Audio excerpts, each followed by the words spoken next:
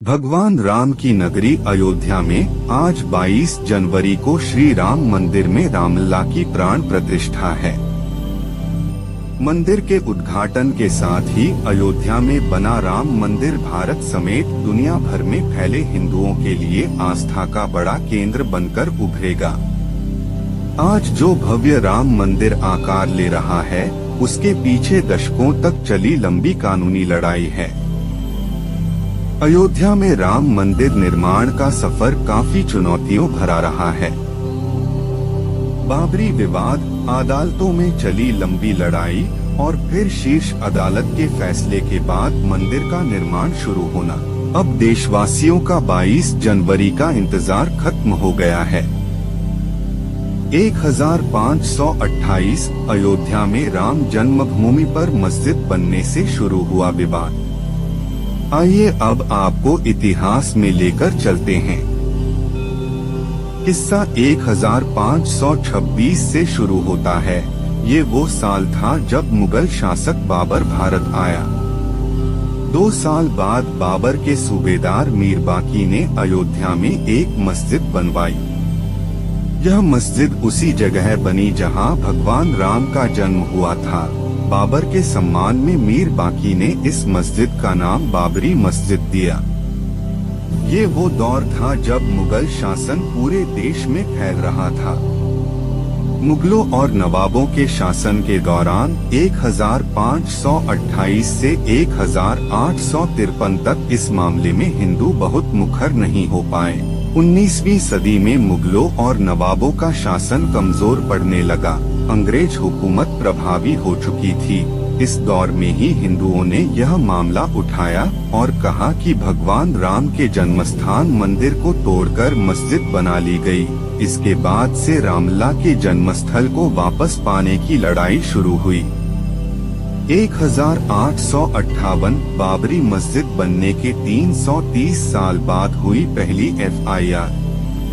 मीर बाकी के मस्जिद बनाने के 330 साल बाद 1858 में लड़ाई कानूनी हो गई, जब पहली बार परिसर में हवन पूजन करने पर एक FIR हुई। अयोध्या रिविजिटेड किताब के मुताबिक 1 दिसंबर 1858 को अवध के थानेदार शीतल दुबे ने अपनी रिपोर्ट में बताया कि परिसर में चबूतरा बना है। ये पहला कानूनी दस्तावेज है जिसमें परिसर के अंदर राम के प्रतीक होने के प्रमाण हैं। इसके बाद तारों की एक बाड़ खड़ी कर विवादित भूमि के आंतरिक और बाहरी परिसर में मुस्लिमों और हिंदुओं को अलग अलग पूजा और नमाज की इजाजत दी गई। 1885 जब अदालत पहुंची राम के लिए पक्के घर की बात। 1858 में हुई घटना के 27 साल बाद 1885 में राम जन्मभूमि के लिए लड़ाई अदालत पहुंची, जब निर्मोही अखाड़े के महंत रघुबर दास ने फैजाबाद के न्यायालय में स्वामित्व को लेकर दीवानी मुकदमा दायर किया। दास ने बाबरी ढांचे के बाहरी आंगन में स्थित राम चबूतरे पर बने अस्थायी मंदिर को पक्का बनाने और छत डालने की मांग की। जज ने फैसला सुनाया कि वहां हिंदुओं को पूजा अर्चना का अधिकार है, लेकिन वे जिलाधिकारी के फैसले के खिलाफ मंदिर को पक्का बनाने और छत डालने की अनुमति नहीं दे सकते। 1949 मूर्तियों का प्रकटीकरण। एक ओर जहां देश भर में अंग्रेजों के खिलाफ आंदोलन चलाकर आजादी लेने की मुहिम जारी रही, वहीं दूसरी ओर राम जन्मभूमि की लड़ाई भी जारी रही। देश के आजाद होने के 2 साल बाद 22 दिसंबर 1949 को ढांचे के भीतर गुंबद के नीचे मूर्तियों का प्रकटीकरण हुआ। 1950 आजादी के बाद पहला मुकदमा। आजादी के बाद पहला मुकदमा हिंदू महासभा के सदस्य गोपाल सिंह विशारद ने 16 जनवरी 1950 को सिविल जज फैजाबाद की अदालत में दायर किया। विशारद ने ढांचे के मुख्य गुंबद के नीचे स्थित भगवान की प्रतिमाओं की पूजा अर्चना की मांग की। करीब 11 महीने बाद 5 दिसंबर 1950 को ऐसी ही मांग करते हुए महंत रामचंद्र परमहंस ने सिविल जज के यहाँ मुकदमा दाखिल किया। मुकदमे में दूसरे पक्ष को संबंधित स्थल पर पूजा अर्चना में बाधा डालने से रोकने की मांग रखी गई। 3 मार्च 1951 को गोपाल सिंह विशारद मामले में न्यायालय ने मुस्लिम पक्ष को पूजा अर्चना में बाधा न डालने की हिदायत दी। ऐसा ही आदेश परमहंस की तरफ से दायर मुकदमे में भी दिया गया। 1959 निर्मोही अखाड़े ने मांगी पूजा अर्चना की अनुमति। 17 दिसंबर 1959 को रामानंद संप्रदाय की तरफ से निर्मोही अखाड़े के 6 व्यक्तियों ने मुकदमा दायर कर इस स्थान पर अपना दावा ठोका। साथ ही मांग रखी कि रिसीवर प्रियदत्त राम को हटाकर उन्हें पूजा अर्चना की अनुमति दी जाए। यह उनका अधिकार है। मुकदमों की कड़ी में एक और मुकदमा 18 दिसंबर 1961 को दर्ज किया गया। ये मुकदमा उत्तर प्रदेश के केंद्रीय सुन्नी वक्फ बोर्ड ने दायर किया। कहा कि यह जगह मुसलमानों की है, ढांचे को हिंदुओं से लेकर मुसलमानों को दे दिया जाए, ढांचे के अंदर से मूर्तियां हटा दी जाएं। ये मामले न्यायालय में चलते रहे। फैसलों की बात करें उससे पहले राम काज के लिए हुए कुछ और आंदोलनों की तरफ चलते हैं। 1982 हिंदू धर्मस्थलों की मुक्ति का अभियान। बात 1982 की है। ये वो साल था जब विश्व हिंदू परिषद ने राम, कृष्ण और शिव के स्थलों पर मस्जिदों के निर्माण को साजिश करार दिया और इनकी मुक्ति के लिए अभियान चलाने का ऐलान किया। 2 साल बाद 8 अप्रैल 1984 को दिल्ली में संत महात्माओं, हिंदू नेताओं ने अयोध्या के श्री राम जन्मभूमि स्थल की मुक्ति और ताला खुलवाने को आंदोलन का फैसला किया। 1986 परिसर का ताला खुला। मुकदमों की बात हुई है तो फिर से कानूनी लड़ाई की ओर चलते हैं और बात फैसलों की करते हैं। एक फैसला 1 फरवरी 1986 को आया जब फैजाबाद के जिला न्यायाधीश के.एम. पांडेय ने स्थानीय अधिवक्ता उमेश पांडेय की अर्जी पर इस स्थल का ताला खोलने का आदेश दे दिया। फैसले के खिलाफ इलाहाबाद उच्च न्यायालय की लखनऊ खंडपीठ में दायर अपील खारिज हो गई। 1989 राम जन्मभूमि पर मंदिर का शिलान्यास। जनवरी 1989 में प्रयाग में कुंभ मेले के दौरान मंदिर निर्माण के लिए गांव-गांव शिला पूजन कराने का फैसला हुआ। साथ ही 9 नवंबर 1989 को श्री राम जन्मभूमि स्थल पर मंदिर के शिलान्यास की घोषणा की गई। काफी विवाद और खींचतान के बाद तत्कालीन प्रधानमंत्री राजीव गांधी ने शिलान्यास की इजाजत दे दी। बिहार निवासी कामेश्वर चौपाल से शिलान्यास कराया गया। 1990 आडवाणी ने शुरू की रथ यात्रा, आंदोलन को दी धार। 1990 के दशक में आंदोलन तेज हो रहा था। इस बीच सितंबर 1990 को लाल कृष्ण आडवाणी रथ यात्रा लेकर निकले।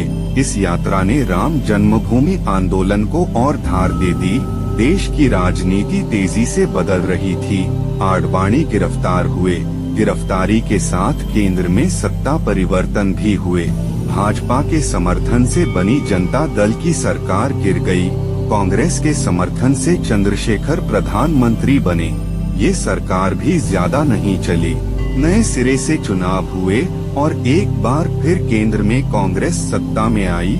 इन सब के बीच आई वो ऐतिहासिक तारीख जिसका जिक्र किए बिना ये किस्सा पूरा नहीं हो सकता है। 1992 विवादित ढांचा गिरा, कल्याण सरकार बर्खास्त। तारीख थी 6 दिसंबर 1992। इस दिन अयोध्या पहुँचे हजारों कार सेवकों ने विवादित ढांचा गिरा दिया। इसकी जगह इसी दिन शाम को अस्थायी मंदिर बनाकर पूजा अर्चना शुरू कर दी। केंद्र की तत्कालीन पीवी नरसिम्हा राव सरकार ने राज्य की कल्याण सिंह सरकार सहित अन्य राज्यों की भाजपा सरकारों को भी बर्खास्त कर दिया। उत्तर प्रदेश सहित देश में कई जगह सांप्रदायिक हिंसा हुई, जिसमें अनेक लोगों की मौत हो गई। अयोध्या श्री राम जन्मभूमि थाना में ढांचा ध्वंस मामले में भाजपा के कई नेताओं समेत हजारों लोगों पर मुकदमा दर्ज कर दिया गया। इसके साथ ही राम काज की कानूनी लड़ाई में मुकदमों की संख्या में और इजाफा होने लगा। 1993 दर्शन पूजन की अनुमति मिल गई। बाबरी ढहाए जाने के 2 दिन बाद 8 दिसंबर 1992 को अयोध्या में कर्फ्यू लगा था।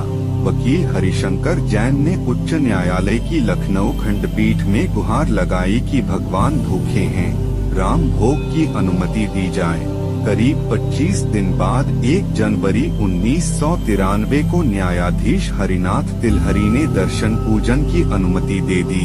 7 जनवरी 1993 को केंद्र सरकार ने ढांचे वाले स्थान और कल्याण सिंह सरकार द्वारा न्यास को दी गई भूमि सहित यहां पर कुल 67 एकड़ भूमि का अधिग्रहण कर लिया। 2002 हाई कोर्ट में शुरू हुई मालिकाना हक पर सुनवाई। अप्रैल 2002 में उच्च न्यायालय की लखनऊ खंडपीठ ने विवादित स्थल का मालिकाना हक तय करने के लिए सुनवाई शुरू हुई। उच्च न्यायालय ने 5 मार्च 2003 को भारतीय पुरातत्व सर्वेक्षण को संबंधित स्थल पर खुदाई का निर्देश दिया। 22 अगस्त 2003 को भारतीय पुरातत्व सर्वेक्षण ने न्यायालय को रिपोर्ट सौंपी। इसमें संबंधित स्थल पर जमीन के नीचे एक विशाल हिंदू धार्मिक ढांचा मंदिर होने की बात कही गई। 2010 इलाहाबाद उच्च न्यायालय ने दिया ऐतिहासिक फैसला। 30 सितंबर 2010 को इलाहाबाद उच्च न्यायालय ने इस स्थल को तीनों पक्षों श्री राम लला विराजमान निर्मोही अखाड़ा और सुन्नी सेंट्रल वक्फ बोर्ड में बराबर बांटने का आदेश दिया। न्यायाधीशों ने बीच वाले गुंबद के नीचे जहां मूर्तियां थीं, उसे जन्मस्थान माना। इसके बाद मामला सर्वोच्च न्यायालय पहुंचा। 21 मार्च 2017 को सर्वोच्च न्यायालय ने मध्यस्थता से मामले सुलझाने की पेशकश की। यह भी कहा कि दोनों पक्ष राजी हों तो वह भी इसके लिए तैयार है। 2017 सर्वोच्च न्यायालय द्वारा मध्यस्थता की पेशकश। अयोध्या में राम जन्मभूमि की लड़ाई अब देश की सर्वोच्च अदालत तक पहुंच चुकी थी। 21 मार्च 2017 को सर्वोच्च न्यायालय ने मध्यस्थता से मामले सुलझाने की पेशकश की। यह भी कहा कि दोनों पक्ष राजी हों तो वह भी इसके लिए तैयार है। 2019 सुप्रीम फैसला और मंदिर निर्माण का रास्ता साफ। 6 अगस्त 2019 को सर्वोच्च न्यायालय ने प्रतिदिन सुनवाई शुरू की। 16 अक्टूबर 2019 को सर्वोच्च न्यायालय में सुनवाई पूरी हुआ और कोर्ट ने फैसला सुरक्षित रख लिया। इससे पहले 40 दिन तक लगातार सुप्रीम कोर्ट में सुनवाई हुई।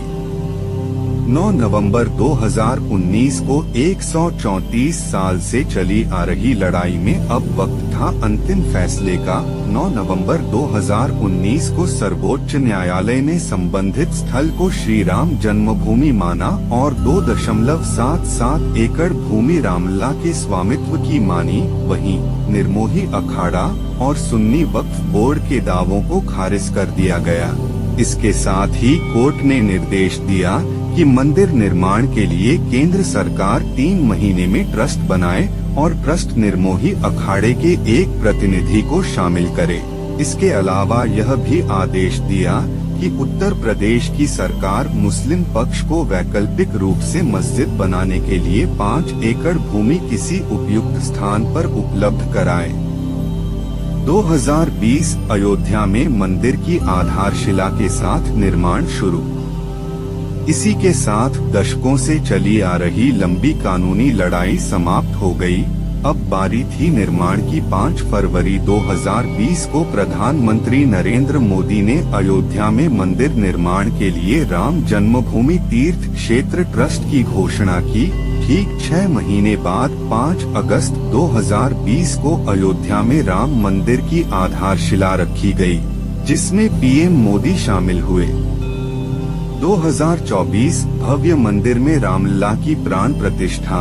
134 साल चली कानूनी लड़ाई के बाद अब अयोध्या में भव्य राम मंदिर का निर्माण हो रहा है। राम जन्मभूमि पर मंदिर के पहले चरण का काम पूरा हो गया है। 22 जनवरी 2024 की वह ऐतिहासिक तारीख है जब मंदिर में भगवान राम की प्राण प्रतिष्ठा होगी, 23 जनवरी से मंदिर आम लोगों के लिए खुल जाएगा।